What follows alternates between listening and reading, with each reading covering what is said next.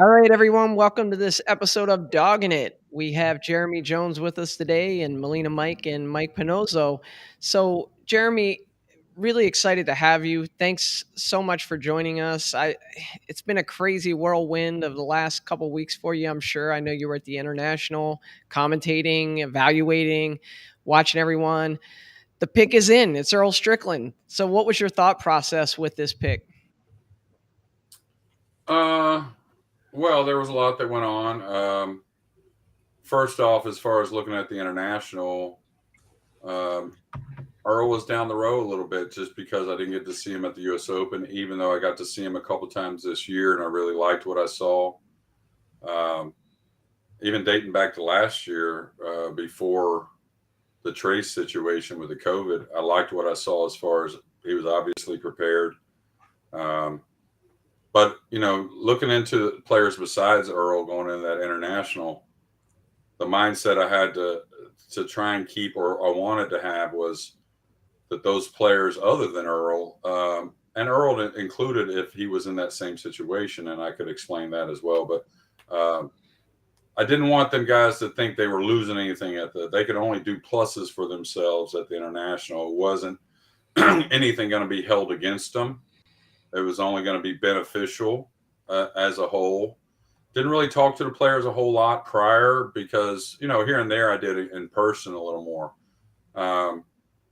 But until the selection process, we had some things where people found, some things happened that I didn't think were too ethical overall when people find out who the pick is one way or another. And so I really didn't discuss anything as far as who was picked until it was picked, if that makes any sense.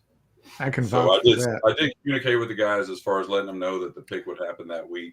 We tried to find out. Don't worry, we tried. Ask Jeremy. I followed him around at International for 3 days. Every time I'd see him, I'd tap him on the shoulder. Yeah. Stalker. Yeah, it was like a Rowan Atkinson movie or something. Just I tried to turn the other corner whenever I saw Mike. Make a little like a little Chevy Chase and hit that way. So, yeah. So let me ask you about the process of picking Earl. It came out like a week after the European pick came out, and I know that wasn't really the plan. Did you call Emily? Did you call Matchroom? Did you say, "Listen, I need more time"? What was the reasons you gave? Go ahead again. I got a little distortion for a second. So. Yeah, did you have to kind of run it? Did you kind of have to run it by Matchroom? Was there any kind of resistance? What was the reasons you gave for having that delay in the pick? Well, given more time, why not look more? I think it would be foolish not to, especially if I could keep a level head about it. I don't think there was really a direction between Matchroom or Emily and I as far as that. We just kind of said, hey, went to another day. Hey, I'd like to look another day. I'd like, what's the hurry? Kind of thing. And it wasn't anything to do with like trying to get more time than Alex did to look at things. Nothing like that. It was very innocent, but it seemed sensible. When you mean level head, what are you referring to, Jeremy?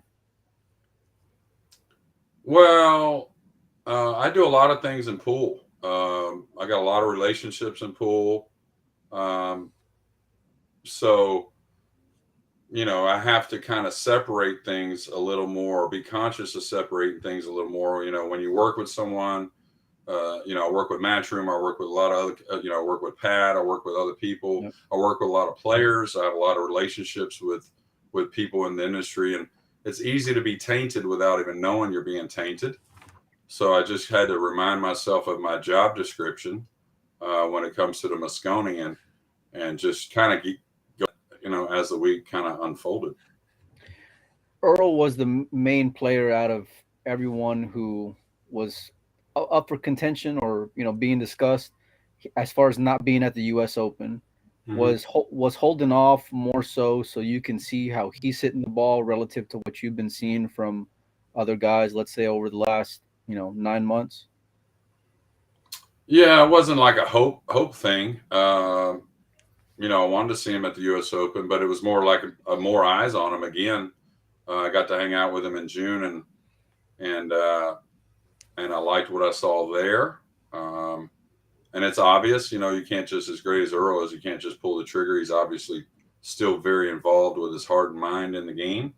New equipment again for him, So, yeah, I mean, it wasn't so much like I hoped Earl does this. You know what I'm saying? Really, to be dead fair, he told me he was going to the U.S. Open and International, but I know he had a serious case of COVID and didn't know if he was even going to make the International. And it was so it definitely wasn't like, oh man, I just hope someone comes along kind of thing. He just kind of showed me a lot, and he showed me a lot to kind of check off some bases or squares that I was a little not totally unsure, a little in question, you might say, when it came to some of the other players. Hey, Jeremy, give us some insight on the conversation with Earl when you told him that he was the pick. I'm kind of curious, like if we were a fly on the wall and could have heard that conversation. What was Earl's mood about it? What was his feelings? Well, his mood kind of came along with the same mood he had a little more of at the International than I've seen in a long time from Earl. He was very sincere, even kind of like a really kind of thing at first, which is, I think, a good thing. He just talked about, him getting more exercise. I did see some fatigue that last match when he played pseudo at times, but he was digging deep. So, he'll cover those bases, I'm sure, and probably be in better shape than anybody on our team, but at 61 years old. But it was just a lot of confident stuff, real humble, a lot of desire, it seemed like to me. And I wasn't surprised after he left, very next day, he's texting me saying, I'm working on this break. I'm working on this. So, he's engaged. There was a lot of, go ahead. No, I was going to say there was a lot of Americans who really didn't do a whole lot there at the International. Earl, for me, was more of a standout. Sky had a little bit of a run, but you expect that from Sky, especially with that break. Did Earl take that pick, or did he kind of grab the bull by the horns this last week, or was it more these other guys who maybe were up for discussion kind of came flat? Well, man, the unfortunate part of everything is that the guys might have put some extra pressure on themselves, which I understand it, but I don't mind seeing it either, to be dead fair. I think as the event grew, Earl felt like he had more of a chance. I think he went in there just trying to play some good pool. And that's also impressive. As it grew, it looked like he had more of a chance, and it didn't really deter him too much. You could label it how you want as far as did he take it? Like I said, bottom line, he deserves it. My job description, bottom line, that's what I felt the guy for the job this year was. Go ahead, Mike. Yeah, no, I was just curious. I mean, it seemed all week that Earl was like in audition mode. I mean, he was, he was calm. He acted right. He didn't go off the rails much. And I remember the match that he played in the TV table before he played Jonas. He played the Vietnamese kid. And I remember thinking this to me is the match that determines whether Earl, in my mind, gets it or not. Because if he plays well and wins and keeps his head together and keeps his cool, and Jeremy's up there in that booth announcing the match, it's going to look good. If he comes in here and he starts whining and the wheels go off the rail and he loses whatever, he could blow it right here. Did you, I probably just making all that up, but I mean, did that enter your mind at all when you were watching that match, that it's kind of, center table TV, fans sitting there? It was all the ingredients that would put him into kind of a little bit of a Mastoni situation. Did that enter your mind at all, that match? Yeah, it was definitely something I wanted to look at. Now, the audition kind of thing, to me, I never felt it was a conscious thing from Earl. I saw it from day one with our first conversation overall that it, I don't know how to pinpoint it. Maybe I know he had a serious case of COVID. That can anytime you get ill, it can humble you a little bit. Maybe kept him away from pool for those 3-4 weeks.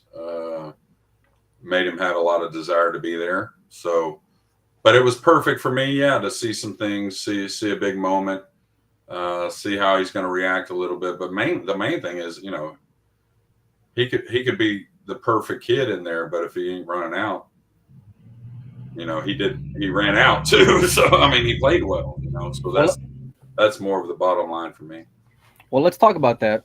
How would you go and peg his game right now? Because I know when I saw Earl hit some balls on some of these stream matches, he was looking pretty sporty. He didn't look like he was working to get out. He wasn't struggling.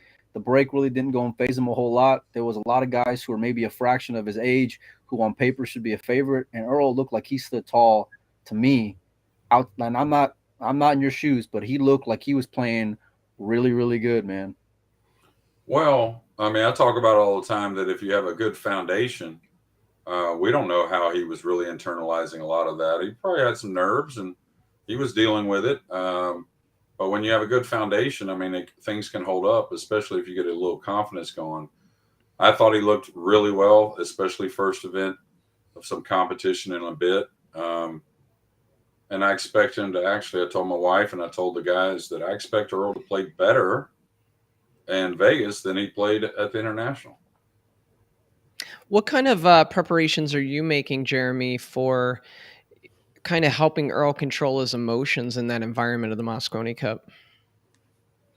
Well, I'm going to, be talking to him some, and it's a lot like I tell a lot of guys, just, kind of stay on your inner half, meaning let's just keep the extremes to a minimum, negative or positive. I mean, you want to feed off a positive, but you almost kind of got to leave some of it behind, and certainly the negative. And the same thing with him. And, I'm not going to try and change Earl much. I'm going to give him a little perspective, just because I think the guys are different these days a little bit. So I think helping him with a little different perspective is all. But I don't want to change Earl a whole lot. I mean, I don't think that's the right thing to do to win. And, just basically be able to tackle problems. And this is our entire team, on the table and off the table. I feel like there'll be stress in both areas, the locker room and the arena. And we need to be able to, nip it in the bud and get on with it. Well, that European fans, as well as, European players, I mean, Jason's made no bones about the fact that, he can't wait to try to get into Earl's head. What about those parts of it that you can't control? Well, no, I can't control it. You just try to prepare them. I'd tell Jason, be careful, not Earl. Attaboy. Yeah, that's what I would say. I'll probably tell Earl the same thing. He can be kind of emotional at times. Do you worry about that kind of bleeding into some of these other guys on the team? I mean, you got some veterans there with Shane and Sky now, even being a veteran, and Oscar for that matter. But Earl's kind of the unknown, and we've seen it time and time again where he can implode. Is that any kind of concern, or was it any kind of concern when making this decision to how it'll really affect the other 4 guys in that locker room? Yeah, of course, a little bit. But I mean, I was there with Earl before Rodney played doubles with Earl. Every Moscone I ever played was with Earl, besides last year, him just being in the hotel. So it's not so unknown to me. And what I think the group that we have, that's why our guys being prepared physically, I think we got a very strong mental group this year, as far as if you can't handle one of the greatest players coming on this team of all time and just be professional about it. That don't mean you got to hold back. That doesn't mean you can't be yourself, but professionals is number one. Just like I expect them to be prepared, and here, of course, we'll make sure of that. But Yeah, I mean that's almost my least of my worries to an extent. Yeah. Just because I love the team we have and I think they can handle it. And this is the thing: you don't want a quiet locker room. Is the one thing you don't want. So, if something comes up, that's my job to make sure it gets addressed and get on with it and get that spirit running through that room again. Hey, Melina, put up the overlay with the hopefuls because I have a question for Jeremy. So there was a big push from Matchroom about the ranking events and folks playing in the ranking events, and there's a group of Americans that we have up here on the screen now that they worked really hard this year. They attended a lot of these events, put in the time, put in the effort, the expenses. Uh, do you think this sends a difficult message to them where Earl really didn't compete in a lot of those events and then he gets chosen compared to these guys that were out there grinding it out all year? Well, I guess that just depends on what kind of person you are, Joey. I mean, myself, I went through those type of things too. I mean, social media can build you up to everybody gets a trophy kind of thing or whatever you want to look at it. But this is, again, bottom line professional sports. I'm supposed to put out the team I think is going to win. And if you look at it, I don't think all those guys are going to those events just for Moscone. And if they are, that's probably the wrong direction. Totally. It's a great thing and it's the biggest event in pool, but all those things are justified now. Like those rankings are going to show up not only for Moscone, for other things involved in professional pool, whether it be World Pool Masters, World Cup of Pool eventually, whatever it might be. And that's the direction you should be heading in. I mean, of course, it's easy to be sensitive to those guys that did spend that time. But at the same time, it's not what's justified to win the cup. Have you had a chance to speak with them personally, or was it they just found out when the rest of the world did? Well, like I said, a couple years ago, I let guys know prior, and things got leaked out. And things getting leaked out is one thing, but someone trying to make a wager, to be fair, on knowledge that they have, that doesn't seem right to me. So I let the pick come out. I contacted the guys afterwards. Told them I'd like to still speak with them when the dust settles as well. We've had some communication via text. But they kind of understood that too. I hit them up before the international, let them know that there wouldn't be any communication, until that was happening. So, but I mean, during the year, I communicated with them all year, different events, worked with a few of the guys here and there. So, it was just mainly, like I said, just so everything goes down without any BS. Well, who are some of the guys that were realistically on your radar, up until that last day, Jeremy? Like who aside from Earl was right there with it? Well, I'd say my last three that was narrowed down was probably, not probably, but Shane Wolford, of course, Josh Roberts, and Billy Thorpe. Wow, Josh.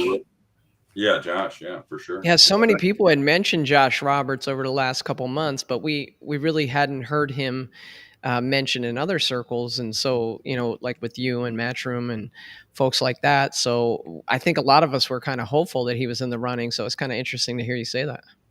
Yeah, I've talked to Josh every year about going to the events. That's where you're going to improve, how you want to improve. He's done an incredible job, kind of realistically, kind of on his own, and with a lot of hard work and stuff. And and I think he's just a little bit away from making a team, just getting used to some things, getting used to those opponents day in, day out that you're going to have throughout a year of real professional tournaments. Now, Josh is a guy I've talked to, like I said, every year. And I think, to be fair, if you ask him, I'm the one who got him to go to the U.S. Open. Because besides, like I said, a little bit of mental things, I think, is getting a little more time against some top guys more often. Josh may have had the best year on paper, besides those bigger events, but, been kind of like the mini Federer here in the U.S. this year as far as an American player. So was Was his run at Sandcastle, or let's say the U.S. Open, really under the microscope then? Not so much. It was more about some adversity things with Josh, seeing some adversity, and I saw him have some conflict with himself in some events, and just kind of looked like a little bit of a fish out of water.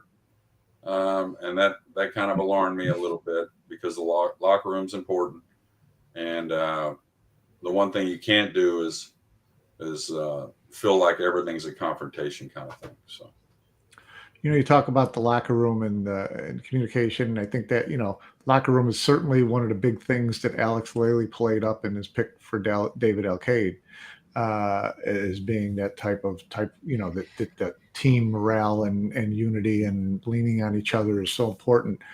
How do you look at the U.S. team like that right now? Because I look at it and I see kind of a lot of, pretty disparate personalities, and not necessarily guys who do a lot of hanging around together.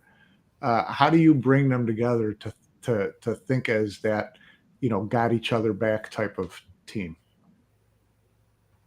well, I mean, their hard work this year, I don't think is going to stop. I think they've gotten used to that. But it's basically one goal and one way to do it, and that's just, no matter what happens, you keep fighting, you stay positive. Everyone's not going to be the same. It'd be nice to have best friends, where I felt that was the correct pick on the table as well. But I really don't think it's necessary. I played on some incredible teams. Of course, few of us were close on those teams, but to be fair, not all of us were, and at times we went our separate ways. We just kept it really professional, like I said, and there is one goal to play well and hoist that cup. I mean, if how do I say it? If fun's what you're looking for, it's probably kind of making you maybe not look at the real goal. That's all.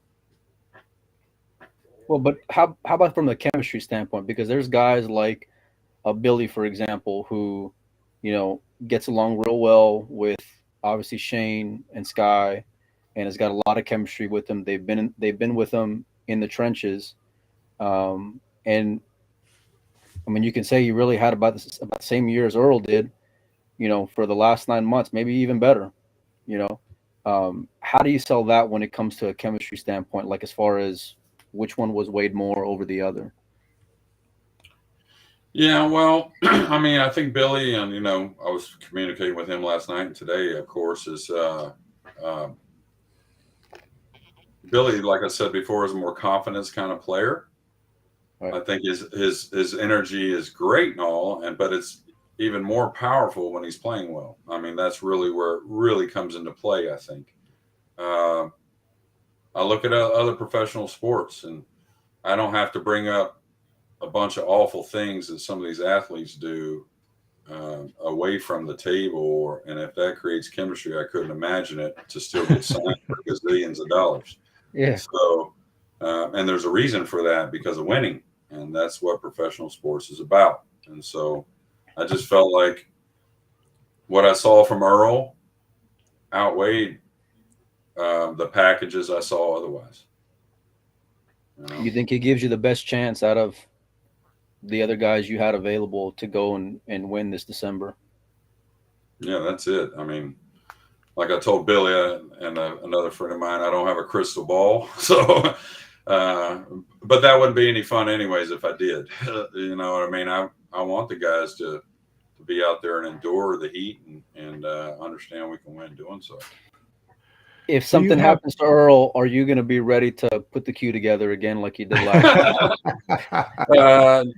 No, I don't think so. I mean, I'm actually planning on hitting some balls. We'll see. Maybe play a little bit more next year, but no, my team will be there intact. And, with the home crowd advantage, that's another reason why it was a little easier on the chemistry side of things, taking for what that's worth, but energy should be on our side. So. Oh, yeah. But Earl can get swayed though. I think that's the question that a lot of people have. Earl can those railbirds can really get to him, and those Europeans know that of Earl, unlike any other player. You know. Well, as you get older, things change. Like for myself, when I used to be somebody that really didn't talk to anybody. You rarely saw big happy emotions when I played, and I was someone that talked to myself and very focused kind of thing. But now that I don't play as much, got a little older, I had a little more fun in there at times. And I think Earl's got to make a little transition himself, but it doesn't have to be much. But I'll tell you one thing about that is Earl can go out there and have something happen that isn't so great on the table or maybe even in the stands or whatever. But he can set it aside, believe it or not, more than people think from day to day, especially. Maybe not, 2 matches in one day, maybe carry over. We'll see. But I think he can kind of leave that day behind. He's done it his entire career. I mean, you don't accidentally get those championships without being able to do that. Yeah, he won plenty when he was going off the rails. Yeah. You see, when that pick was announced, you see that there's all kinds of reaction online, and he's just.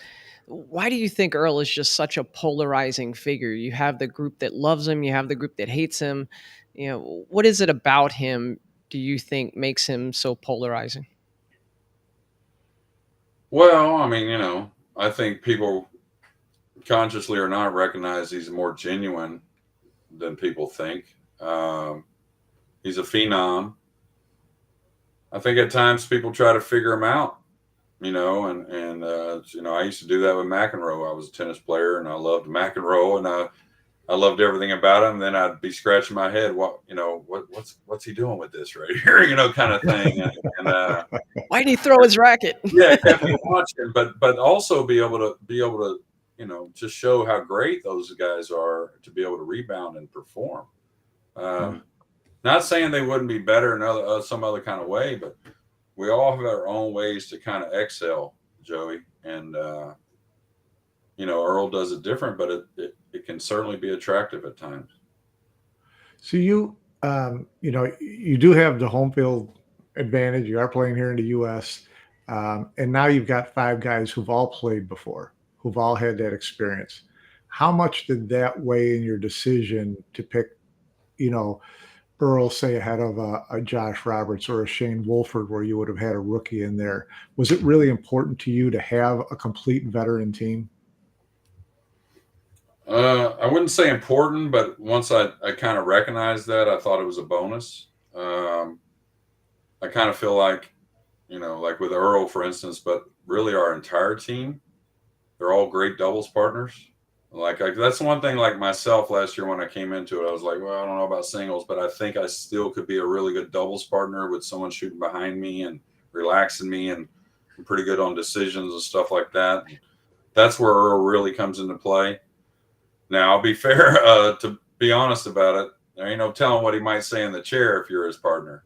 Because I've dealt with that before, and and it almost keeps you on your toes to where you can't wander too much because like, okay, how do I address that? Okay, but kind of thing. But on the table, he's a great doubles partner. He knows all the shots. He is very relaxed on saying that's good with me because he can handle so much, because he understands so much. And I think a lot of our team is like that, much more of a chemistry. They talk about a chemistry. Well, that chemistry on the table means a lot too. And when you have, a foundation of skills, Oscar, a great cue ball, Tyler, a great cue ball, Skylar, incredible cue ball and really good shot selection, of course, Shane, and now Earl, that chemistry means a lot as well, where you don't have to question as much. Does that make sense? Mm-hmm. Sure. Yeah. Well, there was a lot of talk this week from picks, but there was also some great performances as well. Take off the captain's hat for a minute and talk about what Jason did over the last few days. Well, he played great. I think he got more consistent as the event went, which made for a big confidence with Jason. And then he kind of did what we really like seeing him do is, and what I commented, he just came with some real big body blows at the right time, huge shots. And then, like I said, played real consistent behind it. he left a mistake behind. It almost reminded me of the 2020 Moscone Cup, where he had a few shots you didn't expect him to miss or maybe snooker himself on, whatever it was. But he came with so many big shots at the right moment that, kind of just made it look like it was his tournament. So you got to be impressed with Zelensky, though. What a fighter! A fighter for a young kid, I'll tell you that. Yeah, he's not afraid of anybody, and he's a great player. Finished second in the straight pool and second in the international. So he had decent little run. Great player for sure. And he's only going to get really so much better with the key wall and just tidier with things. It's it's going to be fun to watch. I'll tell you that. But yeah, Jason. I mean, I kind of felt he was playing all right at times when he didn't get results, and then he kind of caught the butt end of some rolls throughout the year. But you got to be impressed he stuck with it. Yeah. So I guess the other talk of the entire event was Fedor, the guy who wasn't chosen for Team Europe. What was your reaction when he wasn't chosen as their fifth pick? I wasn't too shocked. Happy, right? Happy, right? You were doing a dance. Yeah, I fell out of bed. Is what I just. But anyways, I wasn't too shocked. I think it was y'all's podcast. I'd mentioned the one name that I would think about is David Alcady. I believe it was with you guys. It didn't shock me a whole lot. I mean, I don't know if Federer played his best U.S. Open, and I don't know if that should have really affected Alex's choice there. But yeah, I mean, I was surprised, of course. I mean, it would have been hard for me to not pick Federer Gorst every year almost. but yeah, it wasn't it would have been a real surprise if it was someone else besides David. Of course, I was a little surprised, but I wasn't shocked. I really wasn't. Yeah. What about your other wild card pick? I don't think we've talked since Tyler got announced either. No. What did that? How did that decision get made? Did you have him on your radar the whole time as probably being the favorite for one of those two wild cards, or did the U.S. Open open your eye a little bit and say, okay, now I'm comfortable with this kid coming back? What precipitated that move? Well, a little bit of all year. I mean, he played a lot of great matches this year, both winning some and losing some, but he played the type of pool it takes to beat the guys he's beating or should beat a lot of times. Should have beaten a lot of times this year. I'm more of a I kind of test guy just because I feel like I know what to look for and what it takes to really win out there, and especially with the nerves going. And, people talk about Tyler's fundamentals and stuff, but I think his mind's maybe catching up to those fundamentals. And he just really hasn't shot many wrong shots. We all miss at times, and we all, dog it or not, label it how you want, lose when we're supposed to win. But he carries a break shot every time. He's been out there. He's learned the slick table. There's just a lot of things that added up to it. I thought an easy pick with Tyler Starr. Was it his I before? think he's feeling more heart, to be honest with you, too. Billy Thorpe with his upbringing and his whatever you call it, I feel like he kind of started building that heart for pool when he was a young kid. And you can do it different ways. I think Tyler's building his heart a little more at an older age. And I don't think that should be questioned. That should be commended. Was the spot his before that U.S. Open where he had that great match against Josh, and then of course that battle with Federer on the TV table? I would say I felt pretty strong he was getting one and two of those spots. I don't know if it was necessarily that first spot, but yeah, I felt pretty strongly about him getting one of the two. So you didn't choose Oscar because he qualified. And I know last year he was kind of close to being chosen. What is, in your opinion, what is Oscar going to bring to this team? Well, I think Oscar's going to be probably someone that has to deal with a little bit of nerves to start, but he's a smart guy. I think he'll process it very well. He's going to bring stability. He's going to bring a guy that anyone can play doubles with. And I think Oscar's one of those guys that can be real frank with on what I see, and he'll take, the pieces of it he needs to take to do better. You're not going to try and make tremendous physical changes. It's going to be more mental things than anything. But I think also maybe more than in a long time, Oscar is about winning. And I think that's probably the biggest asset. Well, there was we had Alex on recently after the pick was announced with David and with Federer. There was some talk as far as Matchroom having an influence when it comes to leaning towards players with 9-ball rankings. Obviously Earl doesn't have any or didn't have any. Was there any kind of push on their end as far as getting guys who have been there all year long versus Earl? Well, I watched some of that podcast actually, not live, but I went back and watched it. You guys as much as Alex. I don't know if Joey was in on that one or not. I don't recall. I only get invited every once in a while, Jeremy. My name's on the logo, but I only get invited every. We bring him in for these soft interviews. Yeah, I got you. But anyways, so I enjoy you guys as much as I enjoy Alex. And plus, never know. Doesn't mind hurting.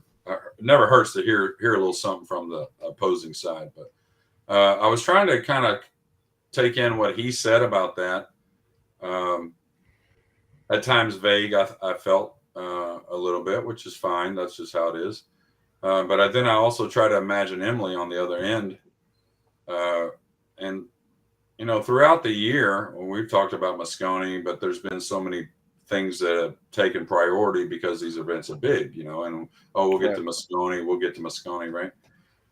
But I would bet 2 or 3 times, leaving her office, well, no matter what we talked about, with her kind of nice, higher pitched, sweet voice when it comes out, her saying, "Oh, it'd be sweet if it was off the rankings," but it was never what I had to do.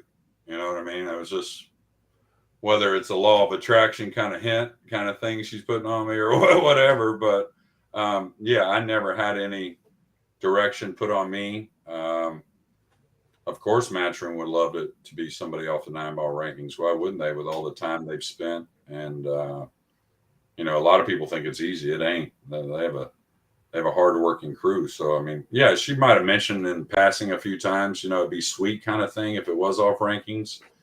But it was never anything that was any kind of thing I had to do or anything like that.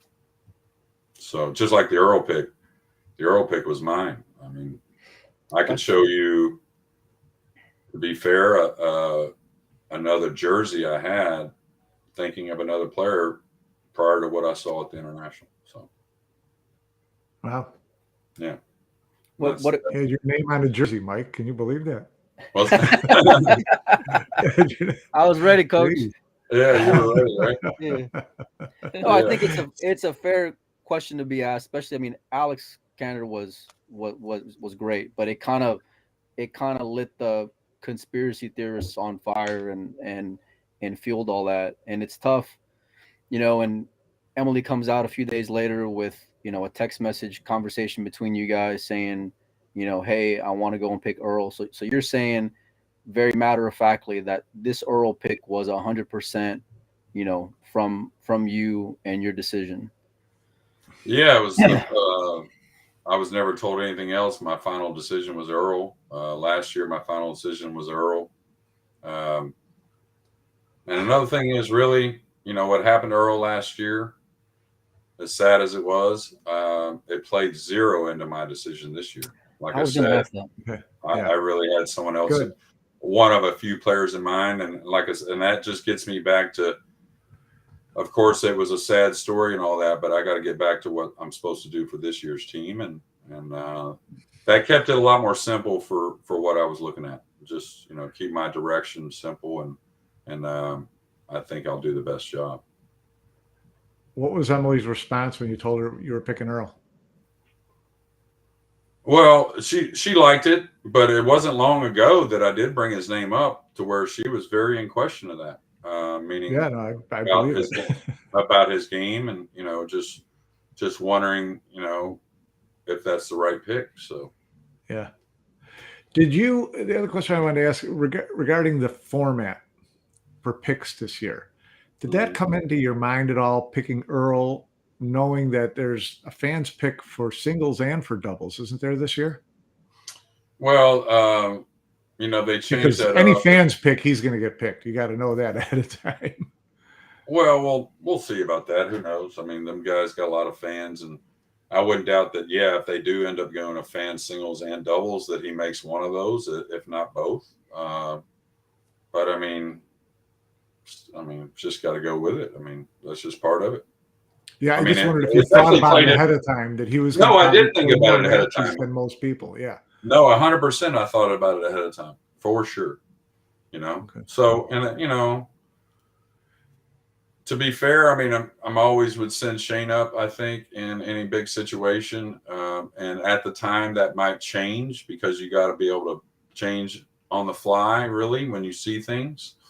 But I mean, the fan choice hadn't been so lucky for Shane the last few years. So who knows? I mean, still got to just get back to what I've seen. I can't tell you what's going to happen on day 2, first match just yet. I just can't tell you, but I can certainly tell you what I've seen and what I think it takes to win. Yeah.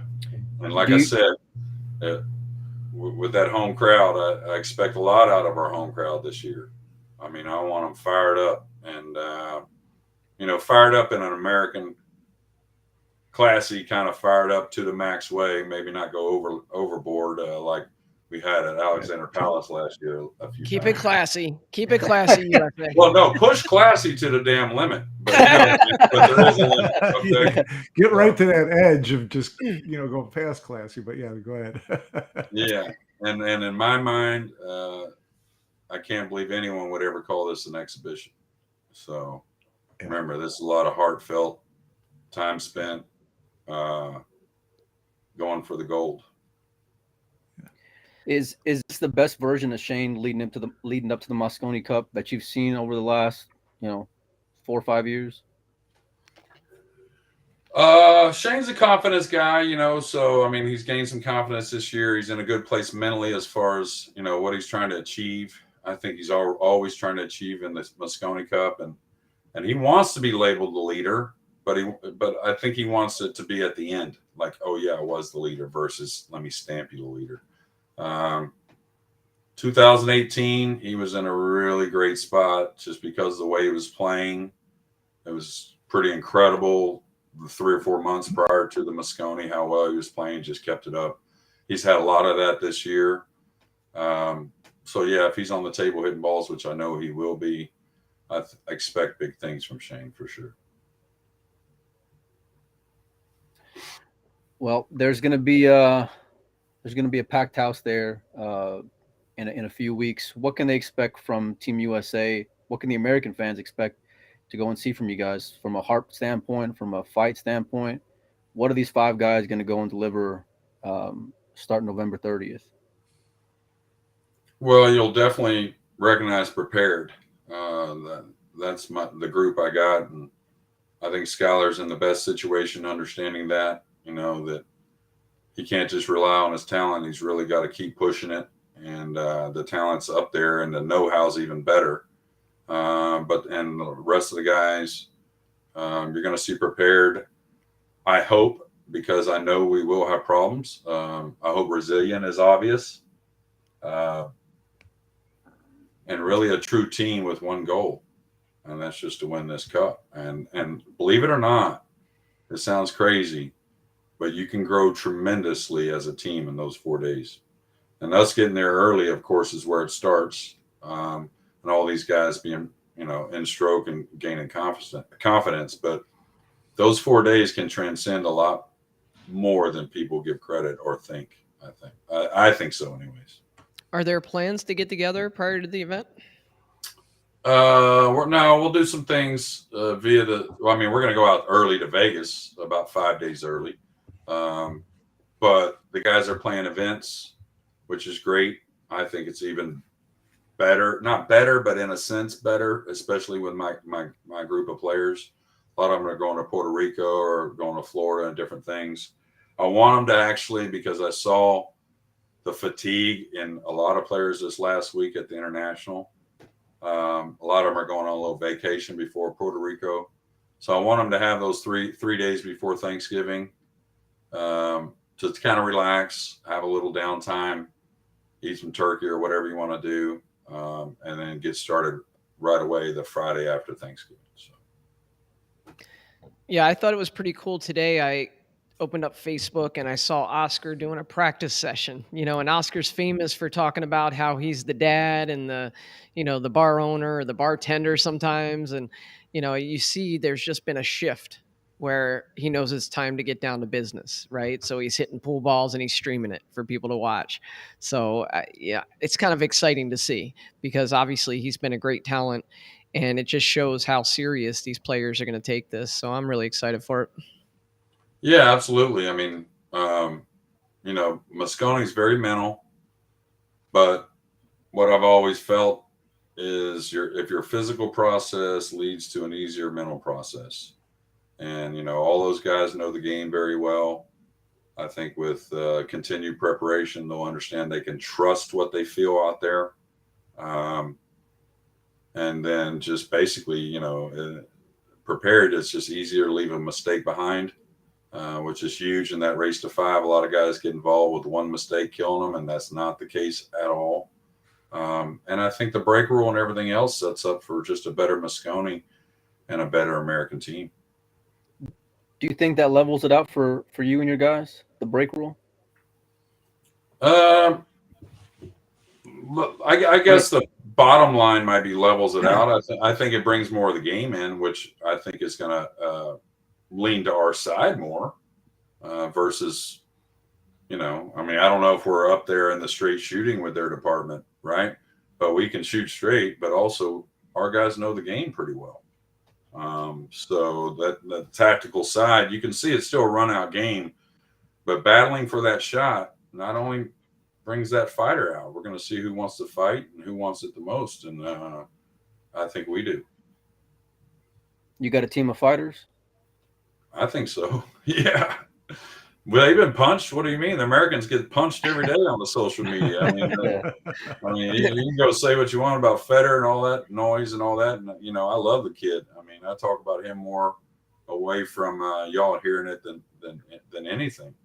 But the Americans get beat up every day on social media. And so they just got to know they're tough. And I think we're a bunch of punchers. Yeah, that just happened here on this show. Jim Telfer's in here. When you're talking about Tyler Steyer, he's saying that he's not even the best player in his marriage. They're getting beat up all the time. And how much of this do you think are the Americans going to have a chip on their shoulder? Are they going to come in really trying to earn respect? Do you think that's needed? No, not really. I mean, that goes along with the same line I tell them all the time. You don't, in Mosconi, you don't have to look for the moment. It'll be there. You don't have to look to make great shots because you got to make them. I mean, it's going to happen. So you just go out there and play and let the respect come. I mean, that's, it's like this. I don't think I have the team that wants the respect. If they go out there and play bad, who cares? I got the respect. That's not the team I got. The team I got wants to win, first off, and that's how we get the respect. Bottom line. So. Are you going to go over the cleaning of the cue ball rule with them before you get started this year? Is it too soon? That's disrespectful. Come on. It's been like a year later. We still need to get you to set up that shot, Jeremy. Have you hit it? No. Maybe on the slick table out there we can do it. Plus, it's going to get brought up out there, Mike, so no big deal. We'll live stream it on Doggin It. You don't realize how happy I am with this shirt I'm wearing right here? So, way break you down. Yeah. Yeah, Mike, you got anything else, buddy? No, we're good. That was great stuff, Jay. Yeah, and I just want to say, that the guys, the players know it ain't nothing personal. The guys that didn't make it, they were all great in their responses, even though I know they were hurt. And that's the way it goes. It's something special. A few of them already reached out to me saying they'll be there to support the team and support America. They don't know how much they're going to go on, our side and help us.